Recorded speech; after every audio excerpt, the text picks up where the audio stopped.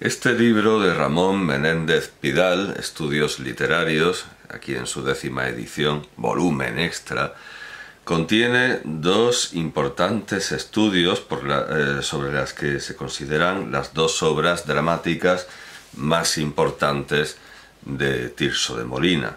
Los estudios son, bueno, esto tuvo su primera edición en 1938, esta es la 10ª, en 1973.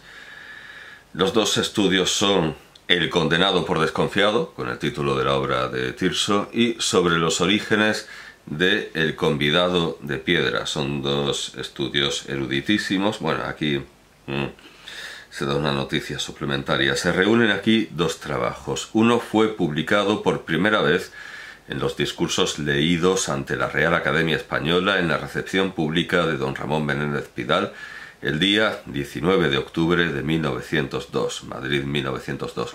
Aparece aquí completado en su parte bibliográfica. El otro, complementario del anterior, se publicó en el Bulletin Hispanique 6 Bordeaux, no dice Burdeos, 1904. A este hago adiciones importantes. Dos estudios, ya lo digo, eruditísimos. Ahora bien, hay quien piensa que El convidado de piedra quizá no es de Tirso y a lo mejor El condenado por desconfiado tampoco. En cuanto a la compleja historia de El convidado de piedra, bueno, podemos navegar por ella, podemos navegar por esta historia a través del epistolario de Menéndez y Pelayo. En 1900... no, esto viene de mucho antes. En 1879, el 5 de mayo de 1879, desde Sevilla, el admiradísimo hispanista Hugo Schuhart escribe a Menéndez Pelayo, y hay que imaginar la carta con acento alemán. Muy señor mío y querido amigo, asegurándome don Juan Valera que usted poco a poco andrá, lo dice en italiano, mezcla con el italiano, suavizando la aversión a la raza bárbara del norte, me atrevo otra vez a recurrir a la bondad y erudición de usted. Me ha ocurrido empeñarme en una investigación algo caprichosa. ¿Es persona histórica o poética el don Juan Tenorio de Tirso de Molina? Claro, Tenorio es... bueno... Mis amigos de aquí están en bandos. Los escritores extranjeros, hay escritores españoles que hagan disquisición de este punto, se inclinan a admitir la existencia de un don Juan Tenorio que hizo mala vida y acabó por recibir un castigo espantoso. Pero ninguno de ellos da pruebas concluyentes, y menos que los otros el que afirma más. Viardot en sus Études sur l'Espagne. Aunque me diera por muy satisfecho de que nunca hubiese pisado el hermoso suelo de Andalucía un monstruo como aquel, debo confesar que la leyenda de don Juan Tenorio me parece tener una base histórica. Tal vez el reportero mayor y privado de su majestad cruel, don Juan Tenorio, haya verificado el refrán. Como canta el abad, responde el sacristán. Por lo demás, encuentro en la crónica de dicho rey a un Gonzalo de Ulloa que fue comendador o poco menos. Sobre las familias de los Tenorios y Ulloas ya he consultado varios libros, pero sin provecho. Hay de veras, como lo hacen presumir las últimas palabras del burlador de Sevilla, en San Francisco, de esa corte, el sepulcro de un comendador de Ulloa. En cuanto a la estatua que habla y camina, la ha sacado Tirso de Molina de la comedia Dineros son calidad, atribuida quizá erróneamente a Lope de Vega, o sirvió independientemente a uno y otro autor la misma leyenda. Y de tal leyenda, ¿por qué invención poética? A mi ver, aquí tiene una tilde innecesaria. Porque invención poética, a mi ver, aquí es inadmisible. ¿Hay otros vestigios en España? Le suplico a usted que sobre este asunto me diga cuanto antes lo que sabe, que hará lo que sí sabe, y reciba mis anticipadas gracias. Mezcla con el italiano. En la Colombina hay un códice cantilenas vulgares puestas en música por varios españoles, 7128 del siglo XV o XVI. No supiera dirlo por ahora. ¿Se recuerda usted haberlo visto y pudiera decirme si está ya publicado?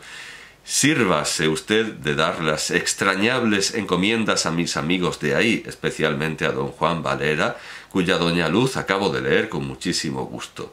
Fénix de la juventud española, no se le olvide a usted el pobre Ansar que pasa con vuelo pesado sobre los encantos de Sevilla. Le ves, o sea, LBSM, o sea, le beso su mano, SSS, no sé cómo serenamente, y afirma, bueno, Hugo Schuchart, Plaza Nueva 10, bien, bueno, interesantes preguntas que, por supuesto, este estudio, mucho tiempo después, intenta, bueno, mucho tiempo, 1870 y 1902, este estudio de Menéndez y Pelayo intenta responder, pero es que la cuestión es verdaderamente complejísima. Aparece otro extranjero. Tenemos aquí una carta de Francisco Rodríguez Marín a Marcelino Menéndez Pelayo, fechada también en Sevilla, el 15 de noviembre de 1900. Y le dice Rodríguez Marín a Menéndez y Pelayo: tenemos en Sevilla al señor Farinelli de 3 semanas a esta parte. Viene buscando lo que me parece que no ha de hallar. Un manuscrito, un impreso, algo con que probar que El burlador de Sevilla es obra de autor andaluz y no de Tirso. Hasta ahora está perdiendo su tiempo. Bien que le pasa lo que nos suele pasar a todos. No halla lo que busca y encuentra lo que no buscaba. Muchas noticias que le serán útiles para otros trabajos. No conocía yo personalmente a Farinelli. Es de trato llano y muy agradable.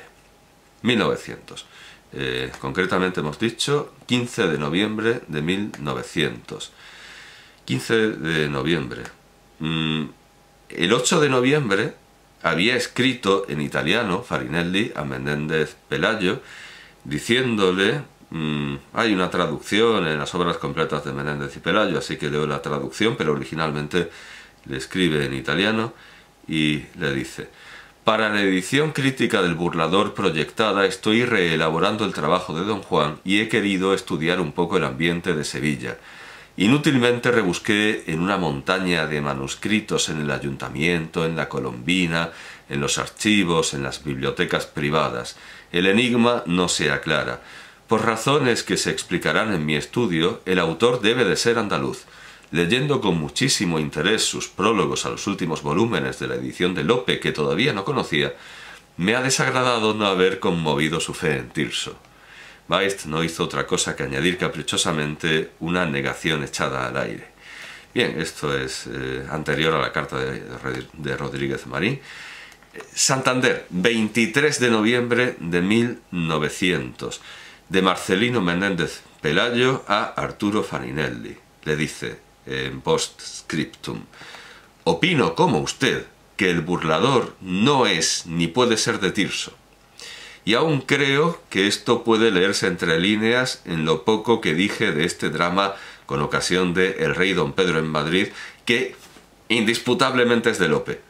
Pero por lo mismo que quería reforzar mi argumentación dejando este punto fuera de controversia, hice una especie de concesión retórica respecto del burlador por falta de pruebas materiales y extrínsecas con que negar la atribución a Tirso. Las pruebas morales son para mí convincentes, pero las omití por no ser de aquel lugar. Tampoco sostengo que el burlador sea de Lope, aunque tiene cosas que parecen suyas. ¿Acaso tenga usted razón en su hipótesis del poeta andaluz? Y bueno, en el epistolario completo entre Farinelli y Menéndez y Pelayo, la última entrada que aparece sobre el burlador es esta, sí, es esta. Lo último que conversan, lo último que se comunican Farinelli y Menéndez y Pelayo es lo que acabo de leer. Tampoco sostengo que el burlador sea de Lope, aunque vamos, que no cree que sea de Tirso. Hay un artículo, tengo aquí un artículo de Ángel Balbuena Prat, titulado Menéndez Pelayo y Tirso de Molina, que da cuenta de los cambios de opinión de Menéndez y Pelayo a propósito de la atribución del burlador de Sevilla. La cosa es muy compleja y sigue siéndolo. Para tener una idea de cómo están las cosas, he decidido, ya que la mayor parte del artículo es bibliografía de estudios, irme al artículo biográfico en el diccionario biográfico de la Real Academia de la Historia sobre Gabriel Téllez, sobre Fray Gabriel Téllez. Si buscamos Tirso de Molina nos remite a Fray Gabriel Téllez, firmado por José Antonio Pérez Rioja y García Sierra. Lo primero que hace es poner en duda el año de nacimiento, lo pone entre interrogantes. Todo, no solo... porque claro, en la muerte pone en duda el día, en el nacimiento lo pone en duda todo. Se supone que 1579, sí que muere en 1648. Mercedario, Orden de la Merced, predicador, cronista y autor dramático. Empieza así. Han abundado los errores en torno a su vida. Blanca de los Ríos lo consideró hijo bastardo del duque de Osuna.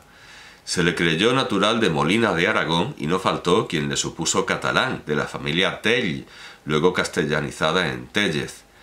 Hoy, por fortuna, aunque todavía con lagunas e imprecisiones, gracias a competentes investigadores, singularmente, entre otros, del mercedario Luis Vázquez Fernández, se está pasando del enigma biográfico, ya hemos visto que en la correspondencia de Menéndez y Pelayo se usaba la palabra enigma, que Farinelli usaba la palabra enigma, a una biografía cada vez más completa y documentada de Tirso de Molina. Según tan autorizadas fuentes, su nacimiento probable fue el 24 de marzo de 1579, fiesta litúrgica de San Gabriel en Madrid, en una casa de arriendo de la calle de la Merced o de la Magdalena, y su bautizo el 29 de marzo en la parroquia de San Sebastián. Sus padres, Andrés López y Juana Téllez, de familia humilde, fueron criados de Pedro Mejía de Tobar, señor y luego conde de Molina de Herrera, oriundo de Villacastín, Segovia, con residencia en la corte. Su hermana mayor ingresó en el... Vamos a saltarnos un poco porque de todo esto de la familia no nos interesa la obra. Busquemos la obra. De 1611 a 1616 aparece firmando con la Comunidad de Toledo. Entre esas fechas escribió las comedias Cómo han de ser los amigos, Sixto V y Saber guardar la hacienda, además de la Santa Juana, de la que, de sus 3 partes, se conservan manuscritas las 2 primeras y firmada solamente la tercera, 1613, y de estrenar La ninfa del cielo. Estas comedias son incontrovertiblemente suyas, parece ser. Bueno, entre otras cosas porque hay manuscrito. En 1615 estrenó Don Gil de las Calzas Verdes en el Mesón de la Fruta, teatro oficial de la capital toledana. En 1616, Fray Gabriel fue seleccionado para prohijarse de la provincia de Santo Domingo, en cuya isla, la antigua española, residió casi 2 años, donde defendió el dogma de la Inmaculada y era lector de teología 3 sexenios, lo que le permitió que se reconociera la validez de su grado de lector para enseñar en Castilla. Falleció su padre en Madrid el 24 de agosto de 1618 y, dada su condición de pobre, lo enterró de limosna su señor, el que sería conde de Molina. Por estas fechas, señor de Molina, tan solo.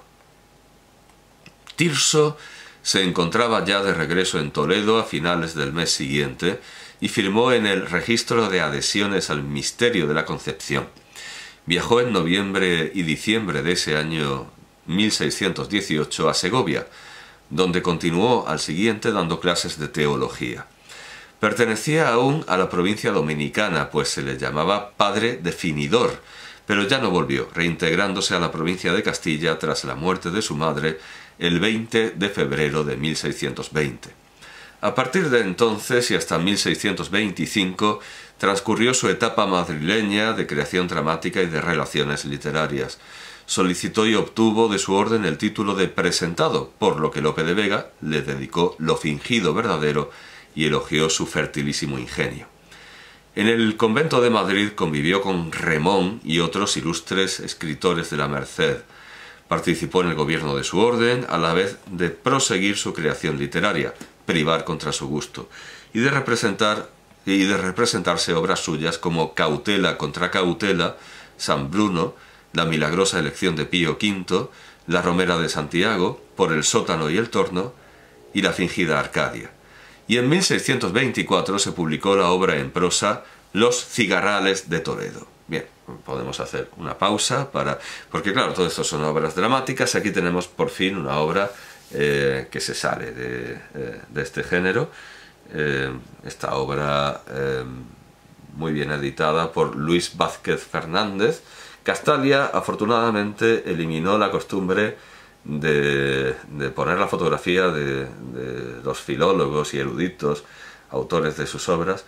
También podría haber buscado fotografías mejores, pero bueno, no sé qué es peor, si que no haya foto y no sepamos cómo es el sabio, cómo es el erudito, o que pongan fotografías como esta, que desde luego más valiera, mejor les valiera no poner ninguna, porque vaya.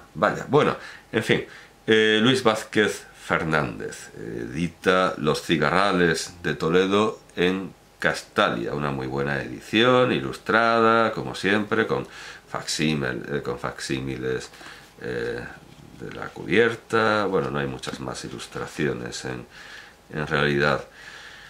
Prosa complejísima, ejemplo de alambicamiento barroco extremo. Leamos su comienzo. Bueno, tiene sonetos, no es un soneto, bueno, tiene poemas laudatorios de Lope de Vega, de Castillo Solórzano.